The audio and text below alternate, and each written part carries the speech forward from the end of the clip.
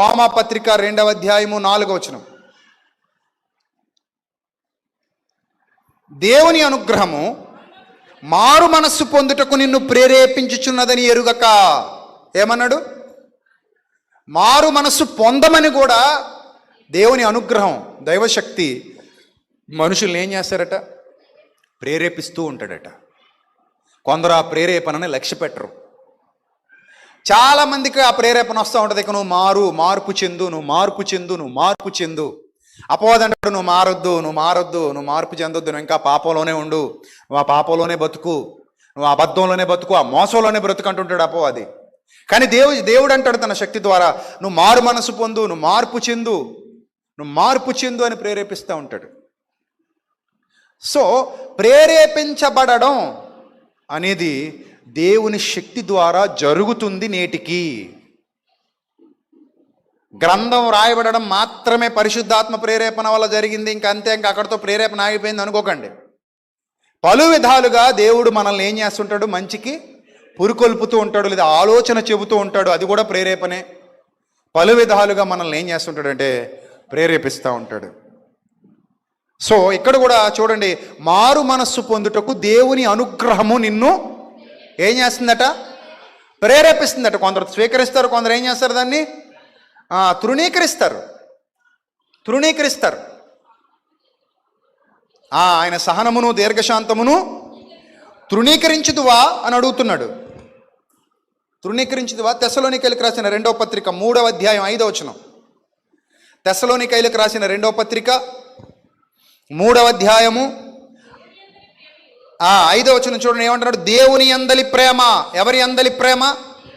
దేవుని యందున్న ప్రేమ, సంఘము పట్ల నీకున్న ప్రేమ, సహవాసంలో నీకున్న ప్రేమ, నిన్ను వలె నీ పొరుగువానిని ప్రేమించటంలో దేవుడు నీకు ఇచ్చిన ప్రేమ, ఆత్మల రక్షణలో దేవుడు నీకు ఇచ్చిన ప్రేమ, సహవాసంలో దేవుడు నీకు ఇచ్చిన ప్రేమ, దేవుని యందు ఉన్నటువంటి ప్రేమ క్రీస్తు చూపిన ఓర్పు మీకు కలుగునట్లు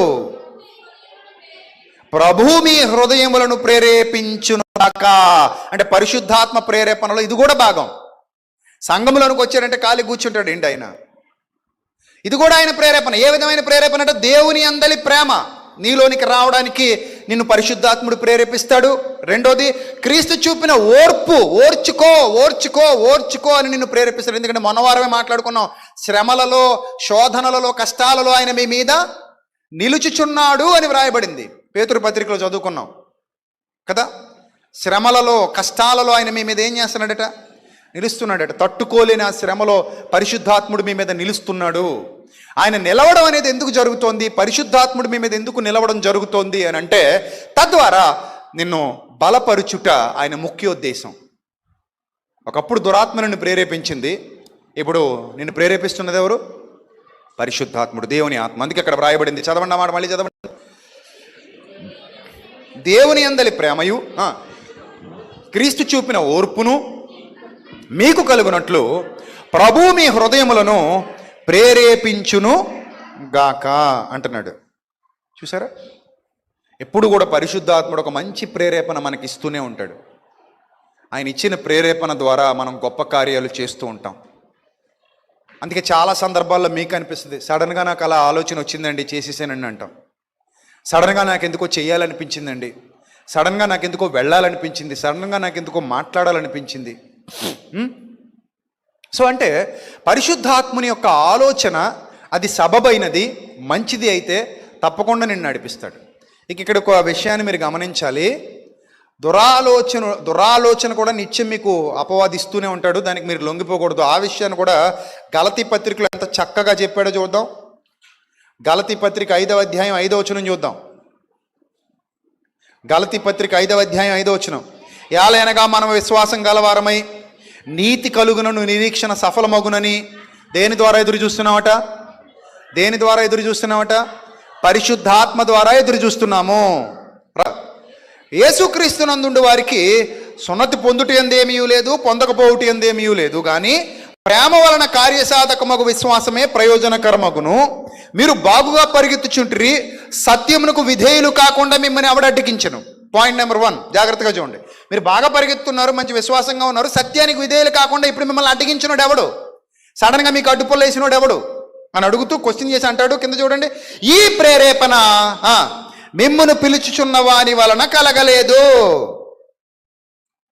అందరూ అండర్లైన్ చేసుకోవాలి ఈ మాట. ఈ ప్రేరేపణ ఏదైతే ఉందో, ఈ దుష్ట ప్రేరేపణ ఏదైతే ఉందో, ఈ చెడ్డ ప్రేరేపణ ఏదైతే ఉందో, ఇది మిమ్మల్ని పిలుచుచున్న వాని వలన కలగలేదు. ఇది వాడి వల్ల కలిగింది. ఎవడి వల్ల అంటే మిమ్మల్ని పాడు చేయాలనుకునే వాడి వల్ల కలిగిన ప్రేరేపణ తప్ప మిమ్మల్ని బాగు చేయాలనుకునే వాడి వల్ల కలిగిన, ఆయన వల్ల కలిగినటువంటి ప్రేరేపణ కాదు. రైట్? ఎంత స్పష్టంగా పౌలు భక్తుడు రాశాడు గలతీ సంఘానికి. ఈ ప్రేరేపణ మిమ్మును పిలుచుచున్న వాని వలన కలుగలేదు అంటాడు. కాబట్టి నేటికి దుష్టుడు ప్రేరేపిస్తున్నాడు, పరిశుద్ధాత్ముడు మిమ్మల్ని ప్రేరేపిస్తున్నాడు. ఆ ప్రేరేపణ ఎవరిది? వాక్యములో వ్రాయబడిన దాన్ని అనుసరించి ఉంటుంది. దుష్టుడి ప్రేరేపణ లోకానుసారంగా ఉంటుంది, లోకంలో జరుగుతున్న దాన్ని అనుసరించి ఉంటుంది. ఈ రెండింటిలో ఏది ఉత్తమమైనది, ఏది ప్రయోజనకరమైనది, ఏది క్షేమకరమైనది, ఏది శాపకరమైనది, ఏది నష్టాన్ని చేకూర్చేది అనే విషయాన్ని గుర్తించవలసిన బాధ్యత మీ హృదయాల మీద ఆధారపడి ఉంది. కాబట్టి మంచి ప్రేరేపణకి ఎప్పుడు తలొంచండి, అననీయ సప్పిరలా ఉండకండి. చెడ్డ ప్రేరేపణకి ఎప్పుడు లొంగిపోకండి. అర్థమైందా? ఒక చెడ్డ ప్రేరేపణ మనల్ని నష్టం వైపుకి తీసుకెళ్తుంది, ఒక మంచి ప్రేరేపణ మనల్ని లాభంలోనికి తీసుకెళ్తుంది. మనం క్రీస్తునందు లాభపడాలి తప్ప సాతాను యందు నష్టపోవడానికి వీల్లేదు. అర్థమైందా? క్రీస్తునందు మనందరం ఏమవ్వాలి? లాభపడాలి, అంతే తప్ప సాతాను యందుకెళ్ళి నష్టపోవడానికి వీలు లేదు. అలాంటి మంచి పరిస్థితుల్లోనికి మీరు అందరూ నడిపించబడాలి. ఎప్పటికీ మీ పరిశుద్ధాత్మ సహవాసం మీకు తోడుగా మనందరికీ ఉంటుంది. ఆయన మనల్ని విడువడు, ఎడబాయుడు. విమోచన దినము వరకు మనం ఆయన యందు ముద్రింపబడి ఉన్నాం. ఎప్పటి వరకునట? విమోచన దినము వరకు మీరు ఆయన యందు ముద్రింపబడితిరి అన్నాడు.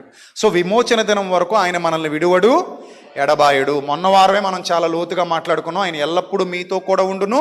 రెండో పాయింట్ ఏంటి? మీలో ఉండును. మిమ్మల్ని సర్వసత్యములోనికి నడిపిస్తాడు అన్నాడు. సో సర్వసత్యములో మనల్ని నడిపించి మనల్ని ఇంకా ఆ జ్ఞానం యొక్క లోతులలోనికి తీసుకొని వెళ్తాడు ఆయన. సో ఆయన మన ఆత్మకు కావలిగా ఉంటాడు, మనల్ని గురించి విజ్ఞాపన చేస్తూ ఉంటాడు. ఉచ్చరింప సఖ్యముఖాన్ని మూలుగులతో ఆయన మనల్ని గురించి విజ్ఞాపన చేస్తూ ఉంటాడు. సో అంటే మనల్ని నిశితంగా పరిశీలిస్తాడన్నమాట. మీ గురించి మీకు తెలియనివి కూడా ఆయనకి తెలుస్తాయి, అది గుర్తుపెట్టుకోండి. మీ గురించి మీకు తెలియనివి కూడా ఎవరికి తెలుస్తాయి? పరిశుద్ధాత్మకు తెలుస్తాయి. అందుకే మనల్ని అందరినీ నిశితంగా పరిశీలిస్తూ ఉంటాడు. సో కాబట్టి మనకు తెలియకుండానే మనకు ఒక ఆలోచన ఇస్తాడు. దారి తప్పిపోతున్న వేళ దారి తప్పిపోకుండా మనల్ని కాపాడుతాడు. అందుకే సంపూర్ణంగా మనం పరిశుద్ధాత్మకు లోబడదాం, సంపూర్ణంగా ఆయన అధికారానికి ఒప్పుకుందాం, సంపూర్ణంగా మన భక్తి జీవితంలో యథార్థంగా ఉందాం. గుర్తుపెట్టుకోండి, నీతిమంతుడు యథార్థవంతుడు ఎప్పుడు చెడిపోడు, ఎప్పుడు పడిపోడు. వాని నీతి వానిని కాపాడుతుంది, వాని యథార్థత వానిని తప్పిస్తుంది. అది శిరోభూషణంగా, కంఠాభరణంగా లేదా శిరస్సుగా, శిరస్థానంగా మీరు ధరించినప్పుడు తప్పకుండా అది మీకు ప్రయోజనకరమే తప్ప, మీకు మేలుకరమే తప్ప మీకు అది కీడు చేసేది కాదు. కాబట్టి ఈ విషయాలపై మంచి అవగాహన సంపాదించుకొని సంఘము బలపడి సత్కార్యాలయందు ఎప్పటికీ మంచి పాత్ర పోషిస్తూ ఈ లోకంలో మనకు ఉపయోగకరమైనది, ప్రయోజనకరమైనది సంపాదించుకుంటూ ప్రభు మార్గాల్లో కడవరకు నమ్మకంగా మీరు అందరూ కొనసాగాలని మనస్ఫూర్తిగా కోరుకుంటూ నా మాటలు ముగిస్తున్నాను. తల్ల వంచండి, ప్రార్థన చేసుకుందాం. సకల ఆశీర్వాదములకు కారణభూతుడా మా కన్న తండ్రి, సర్వకృపానిధి, మీ పవిత్ర నామానికి స్తుతులు స్తోత్రాలు చెల్లిస్తున్నాం. మీ బిడ్డలను బలపరచండి, మీ కృపలో భద్రపరచండి, జ్ఞానం ఇవ్వండి, వివేకం ఇవ్వండి. మీ సన్నిధి కాంతి తోడుగా ఉంచమని, ప్రభా సంఘమును దీవించమని, ఆశీర్వదించమని, ప్రభా లైవ్లో ఉండి వీక్షించిన, ప్రభా ఈ సందేశం ద్వారా బలపడిన బిడ్డలందరినీ, వారి కుటుంబాల్ని దీవించమని, ఆశీర్వదించమని, అలాగే ప్రభా ఈ పరిచర్యకు సహకరిస్తూ ప్రోత్సహిస్తున్న బిడ్డల్ని, వారి కుటుంబాన్ని దీవించమని, ఆశీర్వదించమని, జరుగుతున్న కార్యాలన్నిటినీ ఘనంగా జరిగించమని, ప్రభా మీ నామానికి మహిమకరంగా మా అందరి జీవితాలకు దీవెనకరంగా ఉంచమని క్రీస్తు నామంలో ఈ ప్రార్థన మనవులు అడిగి వేడుకొనుచున్నాం మా కన్న తండ్రి. ఆమెన్.